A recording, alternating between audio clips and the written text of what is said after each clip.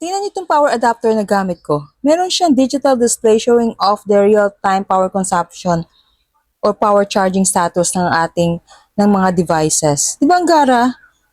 Kaya kung ito pa rin yung gamit nyo, it's time na to upgrade into this one.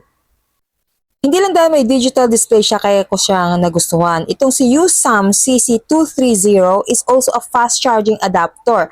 It has a power output of 30 watts. So kung gusto niyo literal na fast charging, go for this one. What makes it fast charging ay dahil sa GaN chip. Ang GaN chip is a gallium nitride semiconductor that is very efficient in converting energy to electricity. At dahil napaka-efficient itong GaN chip in converting energy into electricity, wala masyadong power loss due to conversion of energy to heat. Because of that, it results to high power output and fast charging. Dahil itong si GaN chip holds promise in dissipating heat faster, kaya naiiwasan yung overheating sa mga battery ng ating mga gadgets during charging. At ang ganda pa nitong power adapter na to at meron siyang dalawang power input. One for USB-A para sa mga ganitong power adapter or charging cord. Yan. This one is connected to my iPad. Here. So ilalagay natin siya dito. As you can see, it will show again na nagcha-charge na siya sa power display, sa digital display niya. Yun. This USB-A has a maximum of 20 watts na power output. Now, ito namang USB-C ay para naman sa mga ganitong charging cord. Okay? So, dito natin ilalagay yung para naman sa cellphone.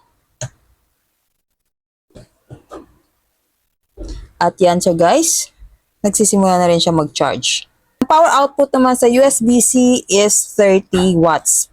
Kapag dalawa silang sabay ang gagamitin, maximum of 17 watts ang power output. And with this digital display guys, talaga makikita mo yung real-time display ng charging status of our devices. And you can also monitor the power consumption. Diba? Ang galing.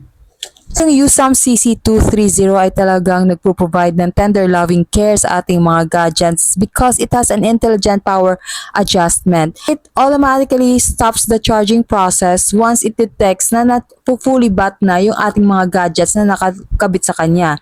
And with that, it also provides multiple protections to avoid short circuit, overvoltage, and other situations. Kahit makatulugan mo na ang pag-charge, okay lang kasi safe pa din. So kung ang hanap mo ay durable, pangmatagalang gamit na fast charging that uses a GaN chip, USAM CC230 na ang i-check out nyo dyan sa Yellow Basket. So ayun lang. Thank you so much for watching. Bye!